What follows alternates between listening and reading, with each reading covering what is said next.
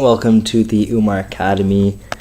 Today we're going to be talking about a biotechnology, we could say.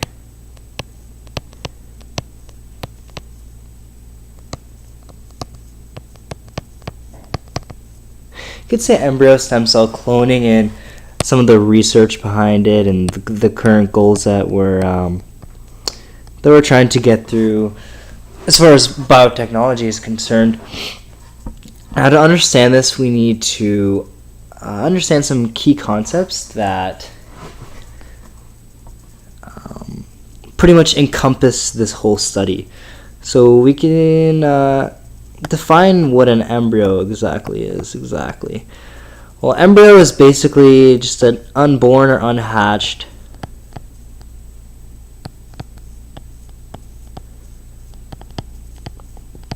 could even just say, as far as a human, we could say a zygote, unhatched offspring,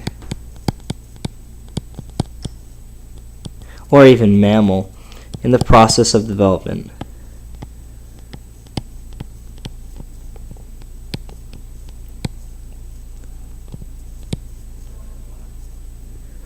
And this, of course, would be in the fertilization stage.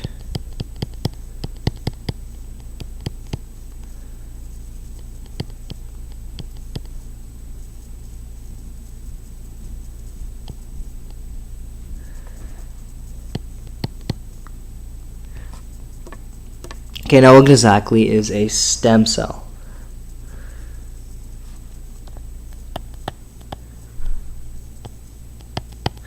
So we have an embryo and we have this stem cell. Well, basically a stem cell is a undifferentiated, you could say biological cell.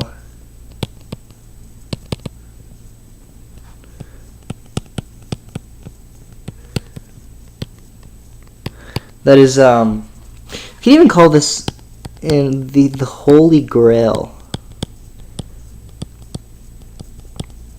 The holy grail of cells in biology. And we could call it this because it can pretty much, it's a cell that can pretty much turn into anything and have almost any structural or functional use in the body. So, undifferentiated biological cell that can turn into almost anything. Turn into all or cells. For example, a brain cell, a neuron, or even a liver cell.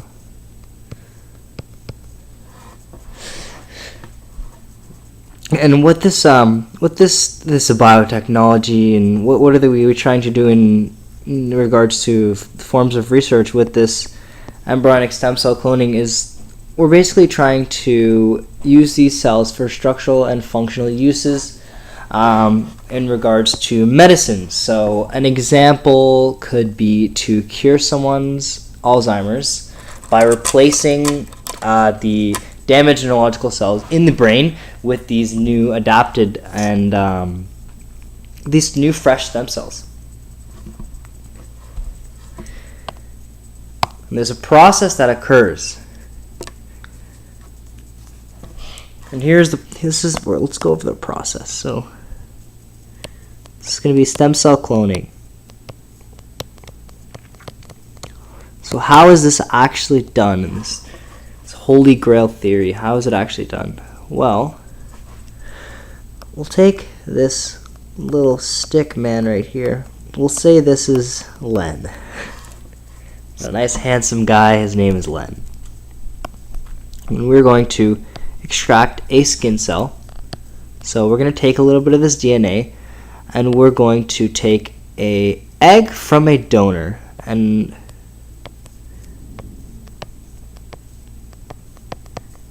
so obviously this would be a female.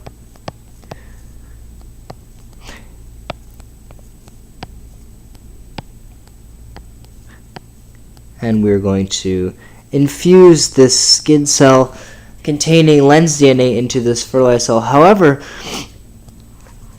we're going to be removing the DNA of the female, because we want Len's DNA in case he has some kind of maybe Parkinson's, and we're trying to replace his neurological neurons and neurological cells with these fresh stem cells. And then what's going to happen is biology will occur, and of course these cells are going to want to grow. They're going to start forming.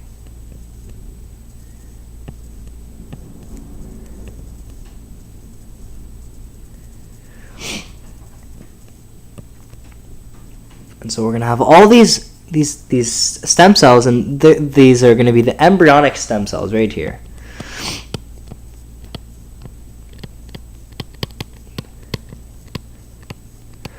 And this is going to take about 5 days to occur. So this time lapse right here is about 5 days to get into this embryonic stage. And then in a lab, they can actually isolate these and extract them, and then we can have some maybe liver cells or brain cells, nerve cells, maybe even something as basic as skin cells. Something to cure third-degree burns or the worst degrees of burns. And this is soon going to be the revolution of medicine. This is because hypothetically you can almost cure anything. You could hypothetically almost cure anything.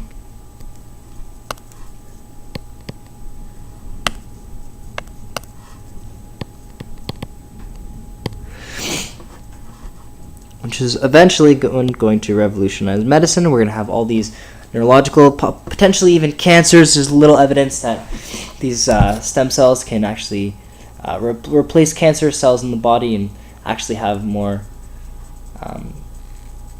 or less of a cancerous use. Anyways, so in regards of the research, I chose to do this topic of study on Sweden. And before I get into that, I will get into why I actually picked this topic. So we can take a little old me right here.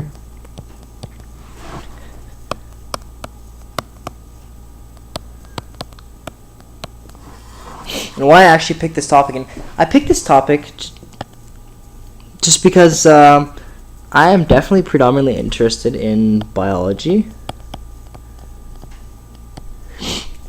Let's dig a little deeper, specifically biochemistry. And research in this kind of sector, it fascinates me. This concept of a holy grail. I mean, the potential that we have is almost endless in regards to medicine and therapy. So this is where my interest comes from, and potentially how could this possibly relate to my life?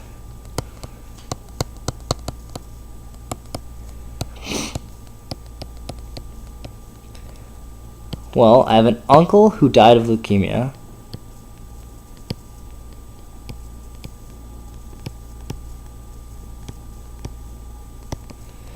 Potentially could have been saved if cloning stem cells was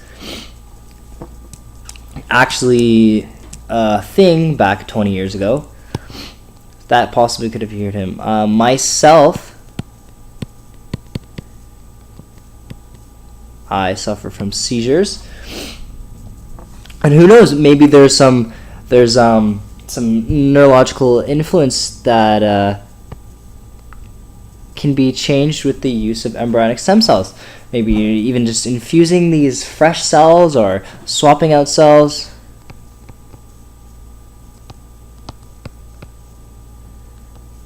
That potentially could actually cure seizures.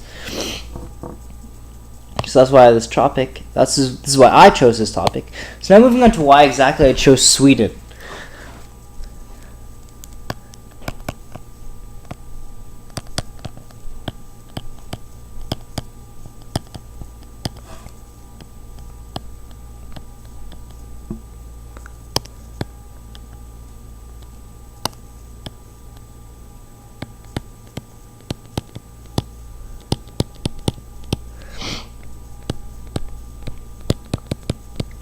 So the reason I actually chose Sweden is because Sweden excels in all these sectors. Whether it is economics, they are one of the wealthiest countries in the world. They're considered to be the third wealthiest country in the world, in the top 5. They have a very strong political structure and infrastructure.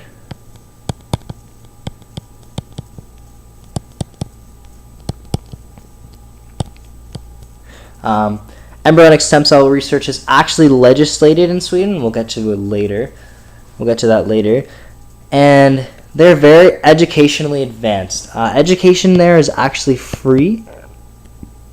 So post-secondary education is free. And then what's this going to do is it's going to create almost a buffer in society, as the society is it's going to be very well educated.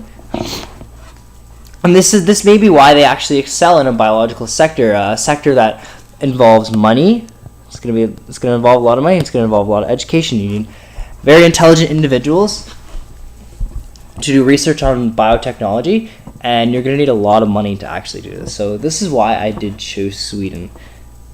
And in the next video, we will get on to the actual legislation behind it.